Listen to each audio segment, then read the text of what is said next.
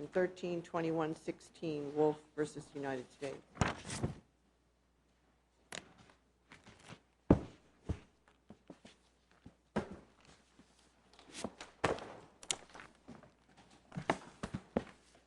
Judge Diaz, Judge Motz, Judge Davis, may it please the court.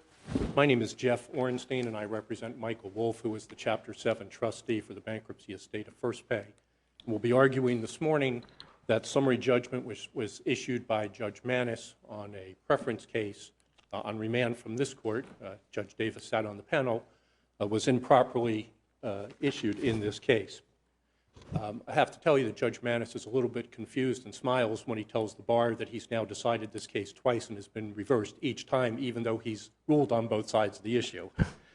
And I have to hope that he understood that when he ruled against us, hoping that he would be reversed again. Perfect record.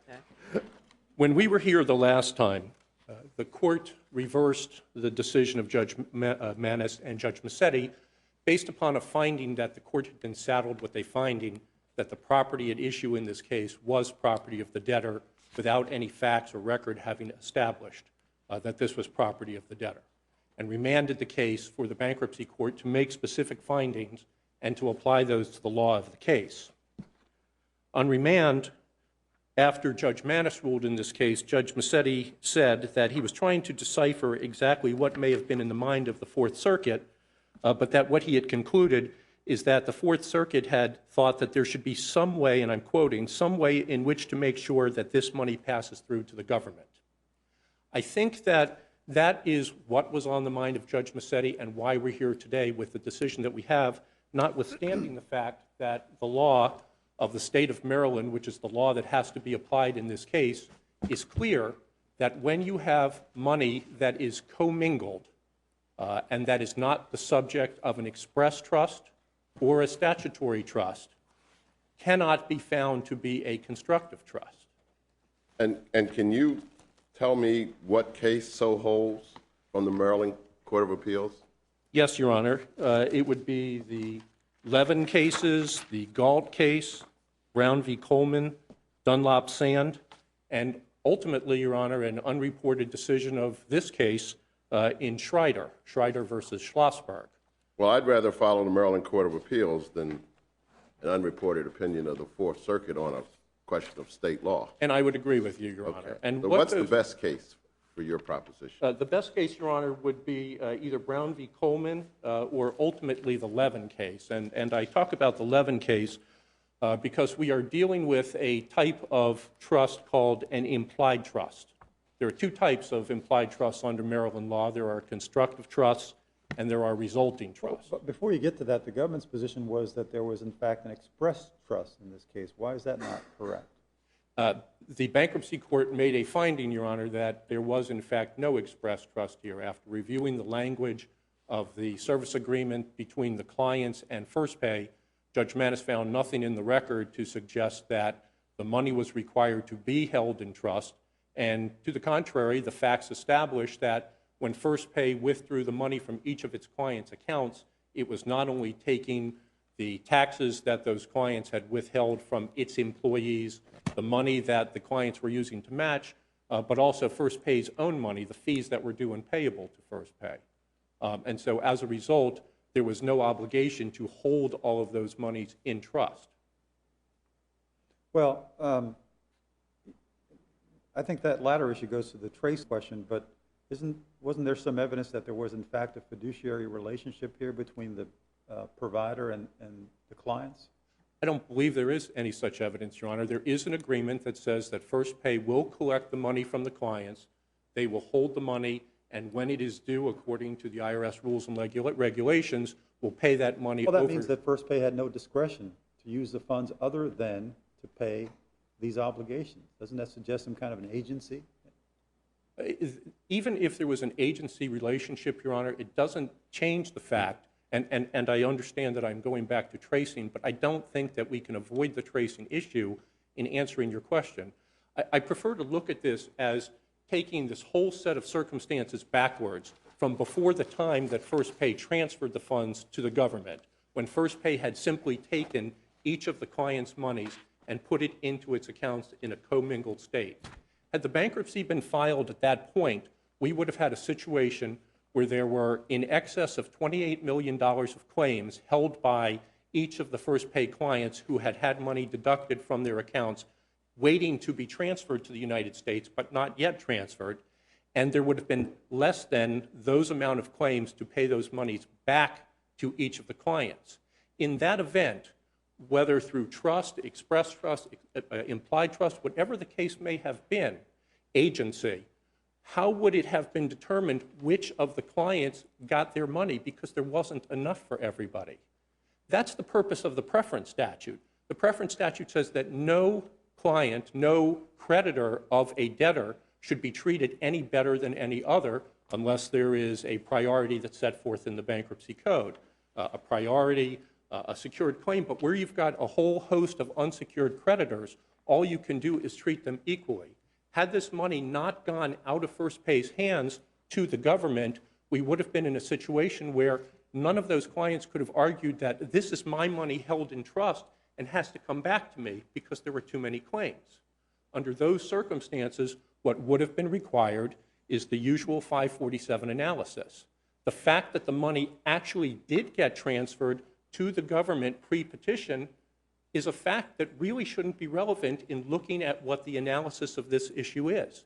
If the clients couldn't have gotten their money back in full when the money was in First Pay's hands, how would the fact that the money had been paid over to the government for the benefit of some of those creditors but not others have given those creditors additional rights? It just isn't logical, and that's why the preference statute requires that when you have similarly situated clients, similarly situated creditors, the money has to be shared and the pain has to be shared equally. Judge Davis, I don't know that I answered your question. Well, was it First Pay's money? Well, ultimately, that's the question that this court sent back to Judge Right, Manning. and I listened to you just now, and you seem to elide that question.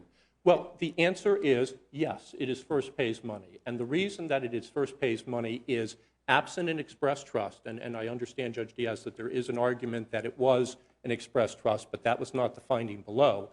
Absent an express trust, you don't have a trust. You don't have an implied trust unless there is a finding made under the facts and circumstances that the money is held in a constructive and resulting trust. But I don't think I read Levin and these other cases to mean that segregation is the sine qua non, the way you believe it is. Or a resulting trust. Well, I think you misquote or misinterpret those cases in so saying. well, Levin is the only case that addresses the resulting trust Correct. directly. Right. So that saying what's Nope. said in all those other cases doesn't deal with the resulting trust. Well, I'll come back to resulting trust. Well, let's stay with resulting trust and not Okay. come back to it. So what we have with the resulting trust then is the Levin case. And the Levin case addressed the resulting trust. Right. And in Levin, what the court said is that it would allow these funds, it would find that these funds were held in a resulting trust because two things. Number one, they had been segregated and had always been segregated. And number two, they could be traced for that Okay, reason. now where do you find that language?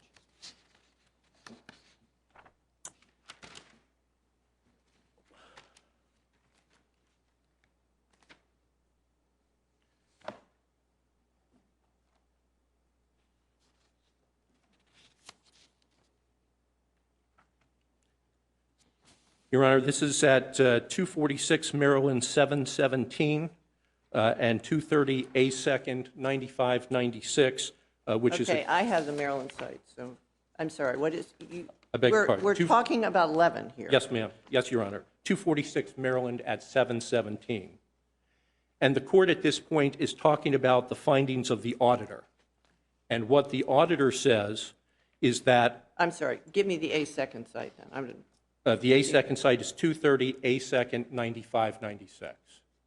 Okay. And this is all on page 29 of your brief. It is on page, cited on 29 in full in my brief. Yes, Cited and quoted. yes, sir. Okay, this Go is ahead. the auditor, right? And so the auditor says the fact that the monies were segregated and can be traced shows that Security Financial treated the funds deposited as the property of First Guarantee Military rather than one or more general assets. Right. To permit the claims of First Guarantee and Military to prevail in these proceedings, it is only necessary to find that Security Financial received the deposits of First Guarantee and Military, and that Security Financial still has in its possession the deposit. Right. The court continues, after now no longer quoting from the auditor. Right. While we cannot agree with the auditor's overly broad conclusion that the mere segregation of the funds plus their traceability will permit an original owner of property to recover it from his insolvent transferee, we affirm the orders of the Circuit Court for Baltimore City denying the appellant's exceptions. The court continues then, Your Honor, at 230 A. 2nd 96, saying identification of the trust property, either in its original or altered form, is essential to its recovery by the Seneca Trust. Right.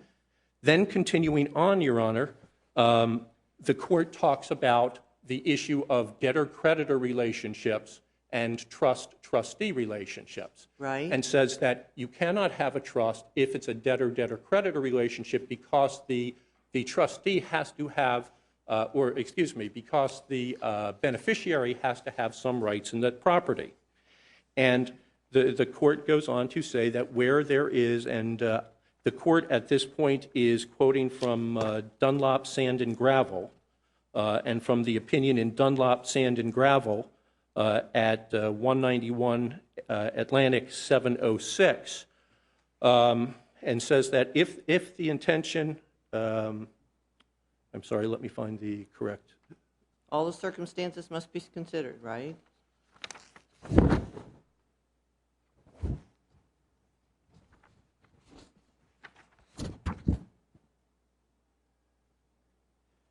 The first question, and this is on pages 31 and 32 of my brief, the first question submitted by the appeal is whether the Baltimore Trust Company held the fund deposited or lodged with it as a trustee, or whether it was indebted to the petitioner for its repayment as a mere business debt. Continuing, it talks about the restatement of law of trust, and it points out in section 12 that a debt is not a trust. Right. We have a stipulation in this case that at stipulation number 24, the party stipulation, that each time that First Pay took money from one of its clients, it created a debtor-creditor relationship. Mm-hmm. Based on that stipulation, the fact exists. This is not a finding by the court. This is not my characterization. It's a stipulation by the parties that the relationship between the parties is one of debtor-creditor. Mm-hmm. And where you have a debtor-creditor relationship, you cannot have a trust relationship. Mm-hmm. Now, I see my time is running out, so I just want to make one quick point, and that is while we're talking about resulting trusts are implied trusts, and there's not a single Maryland case that distinguishes implied trusts from resulting trusts for purposes of what the requirements are to create a trust. And each of the cases talking about constructive trust has a specific requirement of tracing. It's just not been addressed directly head-on in the cases of resulting trusts. I'm happy to answer any questions. I've reserved time for rebuttal, and I can answer more at that time. All right. We'll hear from you in rebuttal.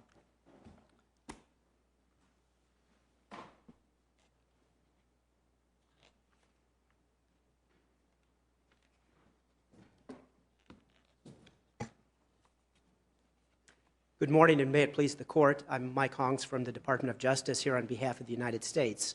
Would you mind addressing his last argument first? That would be this point about the stipulation of the parties? Yeah. Yes, that's an interesting argument that was not really raised below. Before. Before, yes, Late exactly.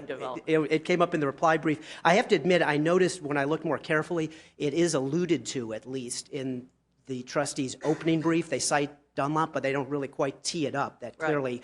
And looking back, it appears that they did not raise that in the bankruptcy court. They raised it at the oral argument on the district court appeal after the briefing had been done, and then they raised it in a motion for reconsideration, and the government responded and said, well, this is really too late to raise this. But we've never really directly addressed it. So I'll address it now to say that I don't think that, in addition to whether it has perhaps been waived by not being raised timely, I don't think that's what the parties intended by that stipulation, because if it is true, the Dunlop case, or maybe another case, says that there's basically three possibilities. You can have a debtor-creditor relationship, you can have a trust relationship, or you could have an agency relationship, and that those are sort of mutually exclusive.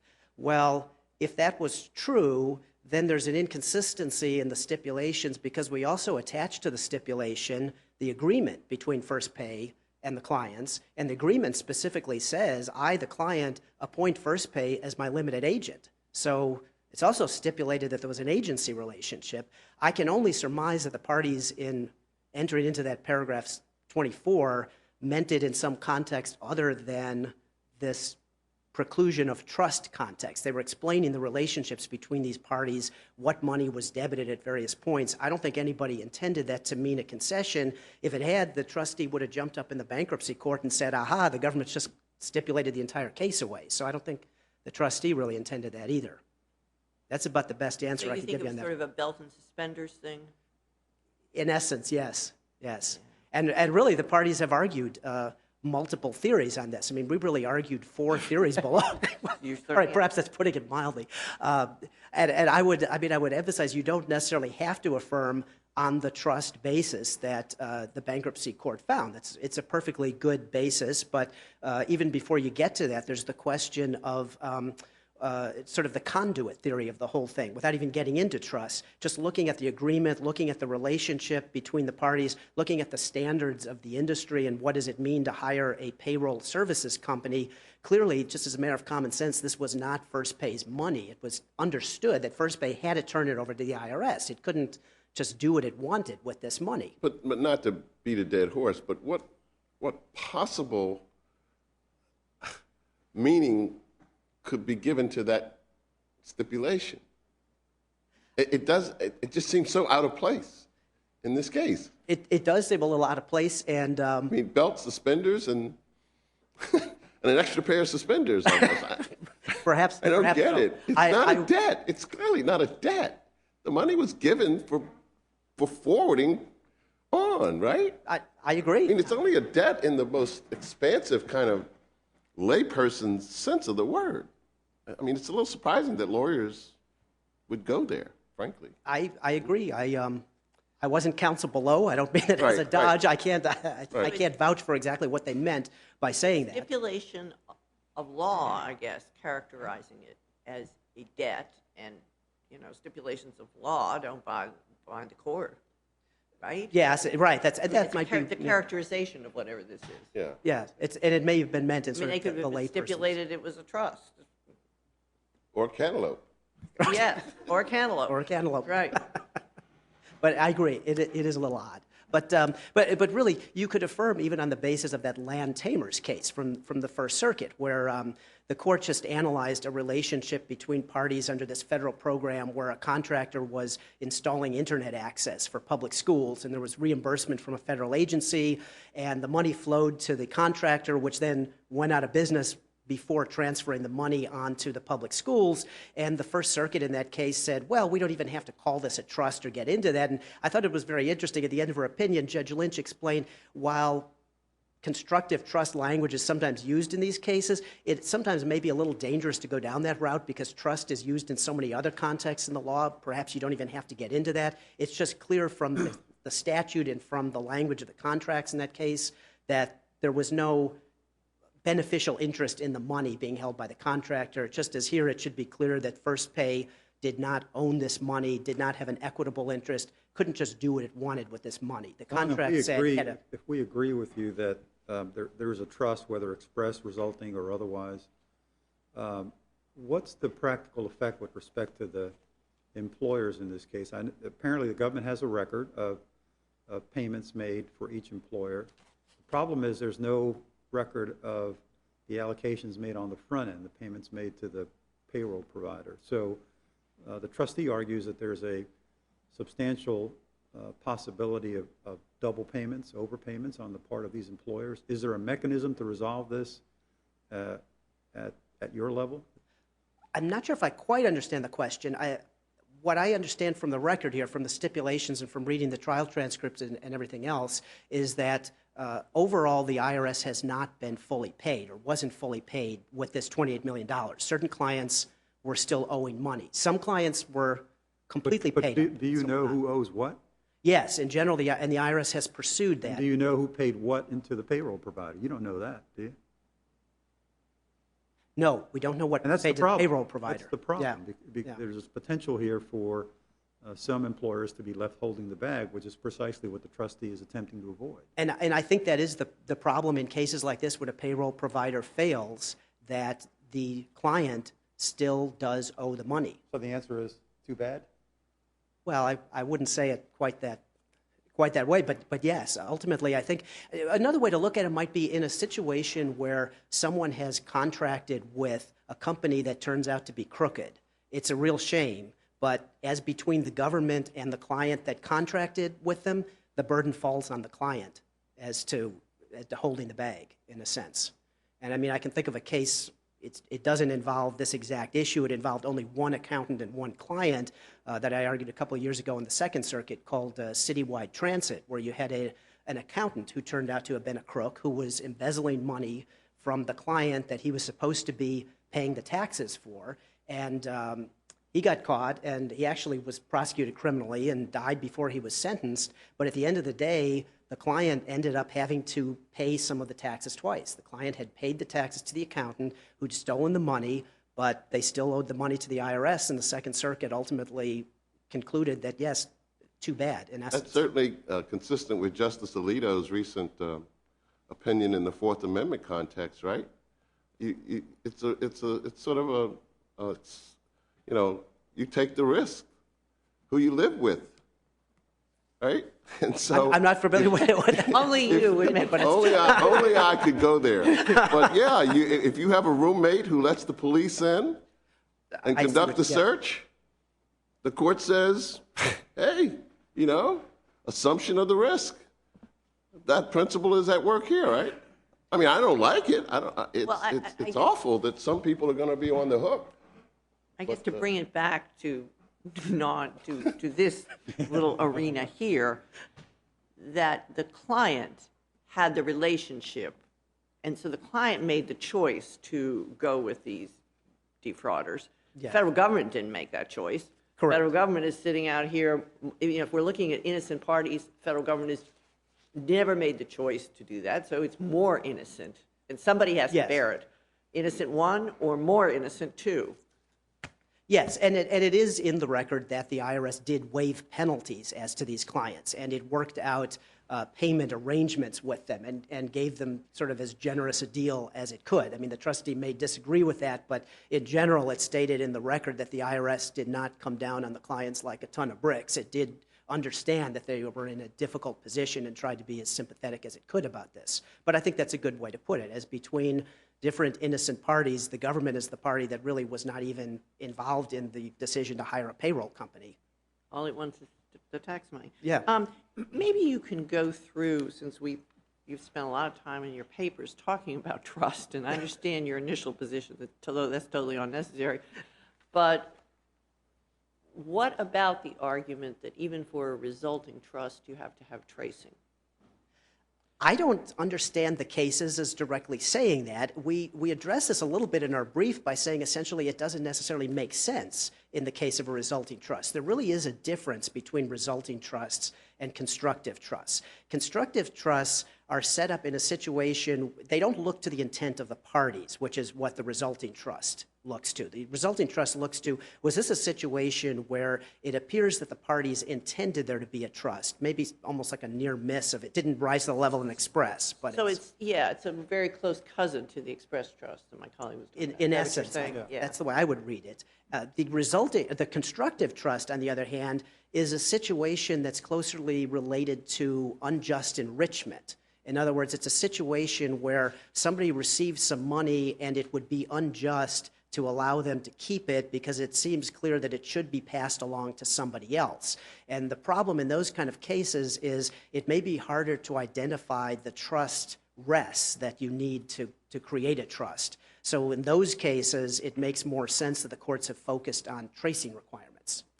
And in fact, the constructive trust discussion in the restatement is, I think, in, what did you just say? When you want to get the money back.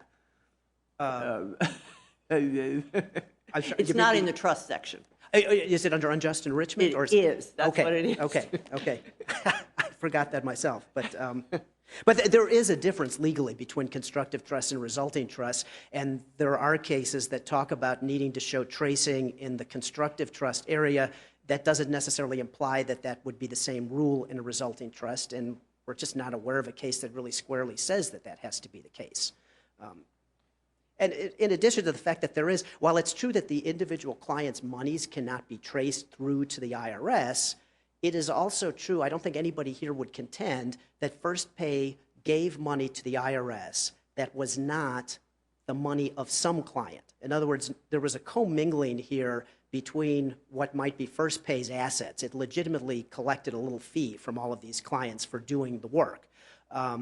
And that was mingled with the tax money. But nobody's suggesting that First Pay took some of its own money and gave that to the IRS. The problem is it didn't give enough money to the IRS overall. So it's not that it was giving money that it shouldn't have given to the IRS. It's that it didn't give the IRS enough money. So in that sense, it's traceable, that it all is client money that should have gone to the IRS. Is there an implied trust that is not a resulting trust or a constructive trust? Or does that exhaust the field? I have to say I'm not a trust expert. I'm not, that is beyond my knowledge. I don't know. There may be another doctrine out there. I'm not You entirely also certain. rely on this Supreme Court case. Yes, the Bajir case, and that is a case that we say would apply to, if you reject our other arguments, that still should apply to approximately $20 million of the $28 million, which is money that is, and I'm going to use this T word again, it's a little confusing, what is commonly called trust fund taxes. This is the portion of the taxes that were withheld from the employee's pay. And the Bajir case establishes that regardless of whether or not somebody does any sort of segregation or putting things in separate accounts, that trust exists as to a certain amount of money, and it's created when the money is withheld by the employer. But there was no intermediary in Bajir. Does that make a difference? I don't think it makes a difference. The Ninth Circuit seemed to think it did. We don't think it does. There was, in a sense, an intermediary in Bajir, in the sense it was a bank. I mean, it was not, they weren't holding piles of cash in their safe. There was a bank. But we don't think that necessarily should make a difference in these sort of cases, because a voluntary transferee or a purchaser with notice acquires and holds property subject to the same trust that existed before. That's the King versus Richardson case from this court. And we don't think, at the end of the day, that there's a good reason for making that make a difference in the Bajir rationale. But I acknowledge there is, in that sense, it is a bit of a distinction. Has anybody gone after the estate of the gentleman who was First Pay? To your knowledge? I don't know. I don't know one way or the other. He died in the Virgin Islands Right. in a boating accident. Right. The record is very murky on that. There were allegations that he might have faked his death or something. It almost sounded like a John Grisham novel or something, but I don't know the outcome. Known to happen. Yeah. I guess. No, I don't know what's happened in that regard, though. If the panel doesn't have any more questions, I'm happy to sit down at this point. What, if any, impact is there in the IRS's complicity in bringing this mess about through inattention to this addressing issue, the address of the companies? That is something that the trustee had originally attempted to pursue with count 1 of the complaint. And I think the bankruptcy court addressed that in the conclusion of its opinion here on review and basically said, well, we acknowledge the trustee was doing what he thought was the right thing to do. The problem is he doesn't have standing to bring that kind of remedy, and you also get into problems of getting injunctive relief or declaratory relief against the IRS. And it's difficult to bring a sort of tort-like action against the IRS and say you were negligent, you should pay money. You have sovereign immunity problems and everything else. All I can say is I think... I take it that's informed some of the agency's treatment of some of the companies post-bankruptcy. In other words, you waiving penalties and that kind of thing. Yes, I think IRS has done what it can to offer some, to be as sympathetic as it can within the bounds of the law to some of these companies. But I don't think the IRS really acknowledges that it is the IRS's fault, per se. I think one has to understand the trustee, I think, may have initially been a little confused about this. In the original briefing of the previous appeal, I remember there was some discussion of these people had not filled out forms to have their address changed. And it turns out that in IRS procedural manuals and maybe even in the revenue rulings or something, there are procedures that say when the IRS gets a new tax return from somebody with a new address on it, it changes the address, which is actually kind of logical. I mean, they're just happy that somebody filed the tax return and they're going to update it. They're not trying to make people jump through a lot of hoops of filling out specific forms. So when they get a tax return with a new address, they say, okay, I guess this is this person's new address now. And it was not wrong for the IRS to do that. Now, whether the IRS should have noticed that so many of them were coming from this one company, I really don't know. It seems like a lot, but you know, if you think of the context of the Seems like entire an awful country, Yeah. I don't know that, and a lot of this is done automatically. It's done by computers. I don't know if anybody's actually looking at this and seeing how many mailings. And somebody at the company, no matter how small, should have been noticing that they weren't getting mail from the IRS anymore Yeah, you would think. You would think. at some point. At some point, yeah. You would think. All right, well, if there are no further questions, then I thank the there court are. very Thank much you so for its much. time and attention.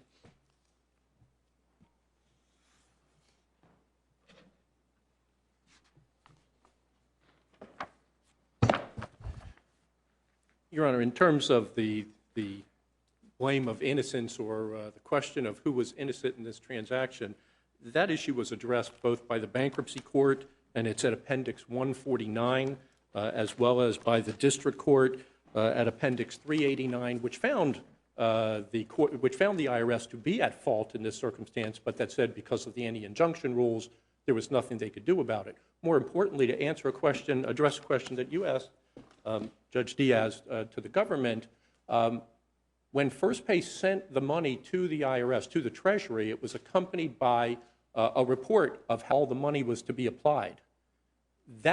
Those documents have disappeared. So I don't think that we can say that client C, who paid the money to First Pay and who may have had their money sent by First Pay to the government, actually didn't have it applied. We sought that in discovery. We had to file a motion to compel. Judge Manis ultimately granted that, and that's what led to these stipulations after over 4,000 requests for admissions were served.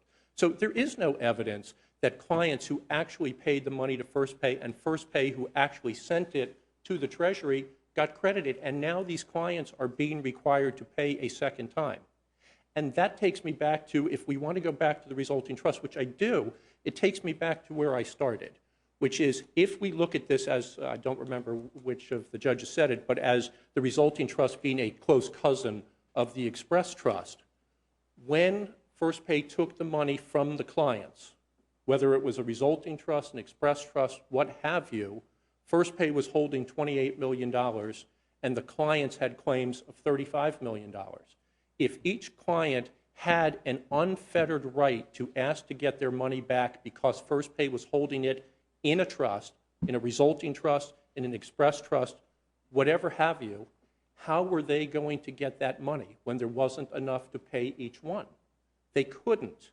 The only way that they could receive their money was for the trustee to take that money and spread it out because it was deemed to be the estate's money because the money could not be traced, and pay it to everyone individually in a pro-rata share. Part of my concern with your approach there is you seem to be collapsing what I regard as a temporal element to the whole notion of resulting trust. I mean, the name tells us a lot. It's a backward-looking phenomenon, isn't it? Well, I mean, stuff happened. You know, the world's in a cocked hat now, and now we have to figure out what to do with these assets because stuff happened. Absolutely. It's not a resulting trust when the funds are being held by First Pay, pre-bankruptcy, right? Well, no. You don't suggest that. I do suggest that, Your Honor. You do? I think the resulting trust is based upon the facts and circumstances of the intentions between the parties. So if we accept, which, and I'll make the leap. Well, I'm sorry, I don't mean to cut you off, but surely these companies would come in to some kind of court proceeding with First Pay holding $28 million.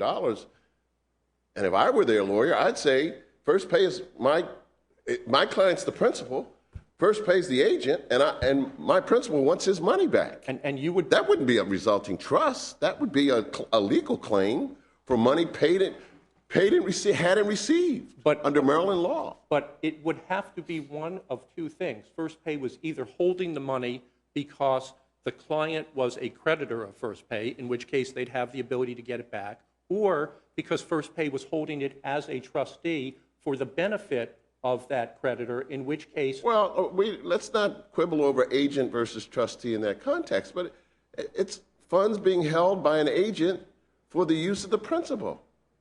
You want to call that a debt? You want to call that a trust? I call it money hadn't received. Well, but how do we separate out, and I shouldn't be asking the questions, but how do we separate out the fact that First Pay also had a fee that it took at the same time with that money that was commingled the very moment? They probably wouldn't have earned a fee under the scenario we're talking about. Well, we have the company coming back saying, okay, give me back my money. But that may be, but that's exactly, if we're looking at these facts, this is exactly the facts that this court had before it in Greenbelt, which was a homeowner's contract where money was given to the builder to buy a house. You couldn't have had a clearer situation that this was either going to be money that was an express trust or that close cousin, the resulting trust. It couldn't have been anybody else's money. It was for a specific item for the builder to build a house. And notwithstanding that fact, because that money got commingled with everybody else's money, this court determined that in a bankruptcy context, the creditor who gave that money to the homeowner couldn't step ahead of all the other creditors that were similarly situated, and that it had to be returned as a preference.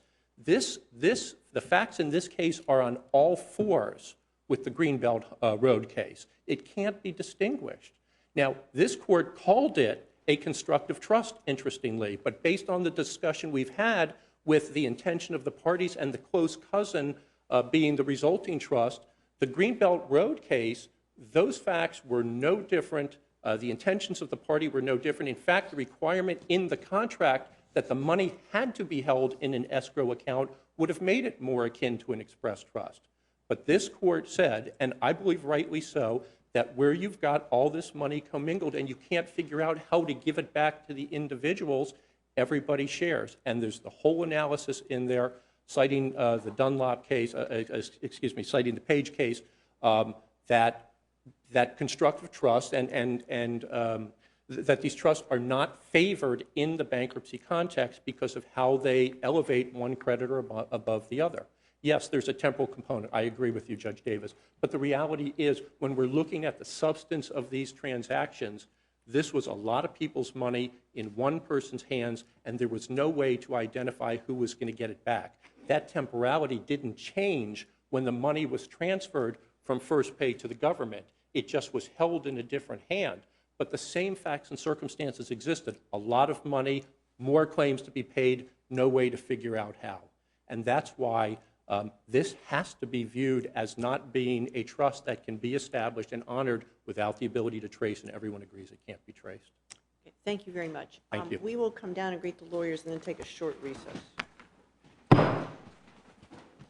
This honorable court will take a brief recess.